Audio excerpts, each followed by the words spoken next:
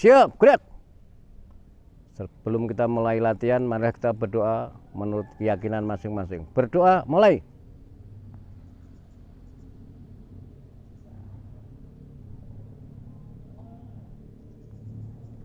Berdoa selesai. Hormat pada warga. Hormat, gerak. Gerak. Sebelum kita mulai latihan, perlu saya jelaskan bahwa nanti akan saya berikan pengertian atau latihan langkah. Kenapa kok kita harus langkah dulu? Karena setelah kita hidup sudah punya pengertian, supaya kita punya pengertian, punya sesuatu keberhasilan apapun, kita harus melangkah. Salah satu contoh, adik-adik ini masih di tahap belajar, masih sekolah. Artinya kamu sudah melangkah satu tahap, berarti kepingin pinter. Tapi dibuktikan di dalam pencak silat ini adalah dengan dilatih langkah. Maju mau langkah ke kanan maupun ke kiri akan saya latihkan supaya nanti kamu paham dalam kehidupan di dalam persaudaraan setia hati. Sudah siap? Sudah ya? Langsung saya mulai untuk langkah 1. Langkah 1. Sebelum langkah 1, sikap esa dulu. Semuanya sikap esa. Langkah 1. 1. Pandangannya ke depan, yang dipandang adalah pukulanmu. 2. 3. 4. 5. 6. 7. 8. Langkah 2, yang diangkat kaki kanan, agak keserong ke kanan. Pandangannya ke samping kiri, yang dilihat pukulannya. 1. 2. 3. 4. 5. 6. 7. 8. Langkah 3, kakimu lurus. Pandangannya ke depan. Langkah 3. 1. 2. 3. 4. 5. 6. 7.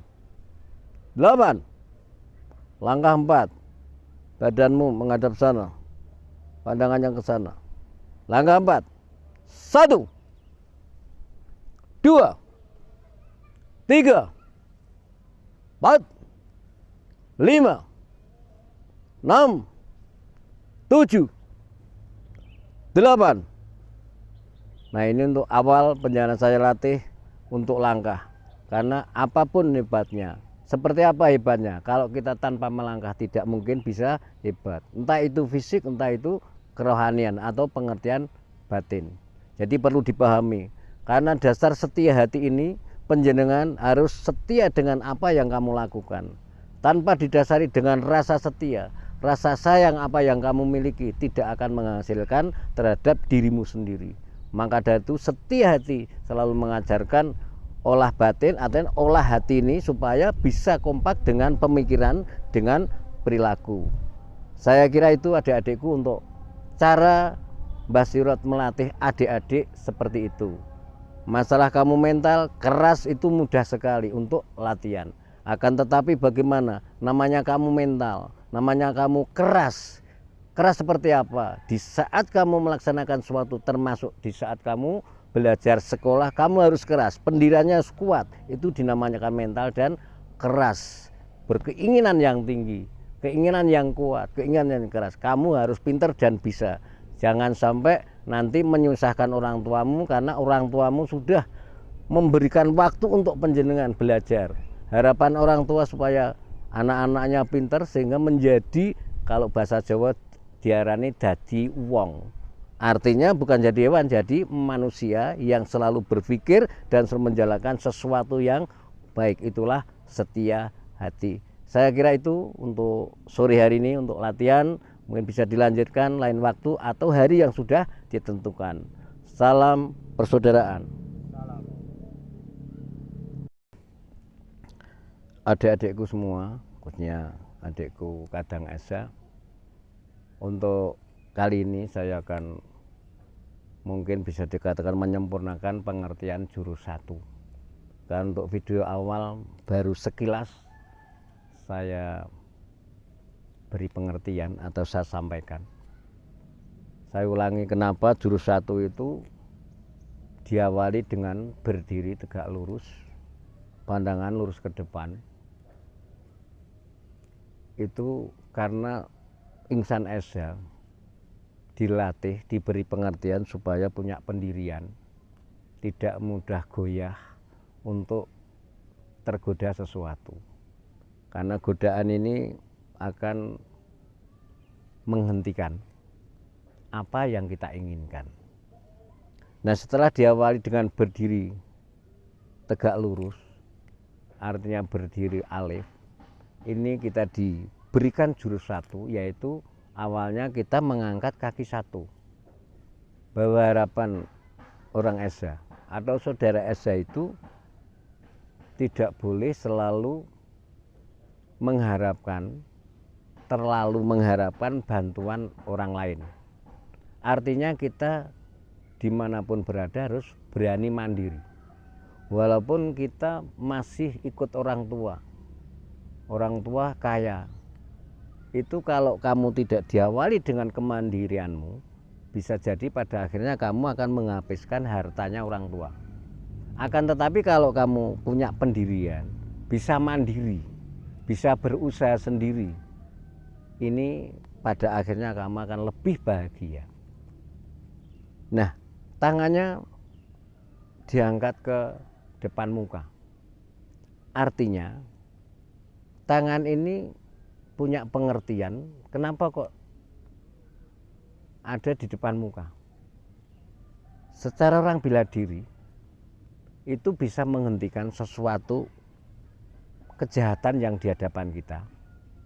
Akan tetapi di dalam kehidupan, di dalam perilaku, kita tidak mudah untuk melihat kekurangan orang lain. Berarti menutupi, tidak mau untuk membicarakan kekurangan orang lain. Karena kekurangan lain dibicarakan kita, itu tidak akan manfaat untuk kita. Akan tetapi kalau kita tidak membicarakan kekurangan orang lain, kita akan berkarya dengan yang lain sehingga bisa menghasilkan sesuatu yang kita inginkan. Itu tangan di depan. Nah, secara umum untuk jurus Esa ini, kenapa kok tidak banyak yang dibuka? Ini adalah pengertiannya atau punya tujuan. Cara basa Jawane ora oleh pamer. Sampai duwe duit, duwe dunya aja dipamerke, mari ditutup. Sedikit sekali lah dibuka. Di samping itu, kalau kita tahu dengan sesuatu yang tidak baik, khususnya terhadap sedulur Esa, ya cukup ngerti aja, tapi jangan disebarluaskan, karena adalah aib. Berarti tujuan Esa itu selalu bisa menjaga diri, bisa menutupi diri, kekurangan kita. Bagaimana kalau menutupi diri kekurangan kita? Ya kita harus pinter.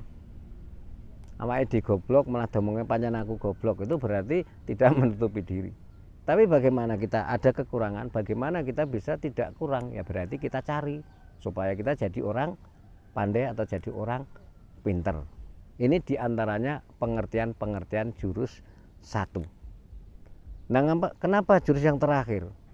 Mungkin tadi sudah sedikit saya terangkan bahwa kelemahan seseorang secara fisik itu kalau dipukul atau diserang, kemaluannya itu kita akan tidak mampu. Akan tetapi di dalam pengertian keesaan ini kita harus bisa mengatur supaya tidak memalukan dirinya sendiri maupun keluarga maupun siapapun. Ya, jadi kita bisa memegang atau bisa mengatur atau bisa punya pengertian supaya kita itu tidak memalukan. Salah satu contoh, panjenengan masih belajar di sekolahan, supaya orang tuamu tidak malu, panjenengan harus menjadi anak yang pandai. Walaupun memalukan tetap diterima karena itu orang tuamu. Wong ora lurus ya diterima kok. Dalane orang tuamu walaupun diseneni, dimarahi kan begitu. Akan tapi secara kebanggaan kalau punya anak kok lebih pinter, lebih pandai dan bisa menjaga apa tujuan-tujuan orang tua, itulah yang dinamakan tidak memalukan orang tua.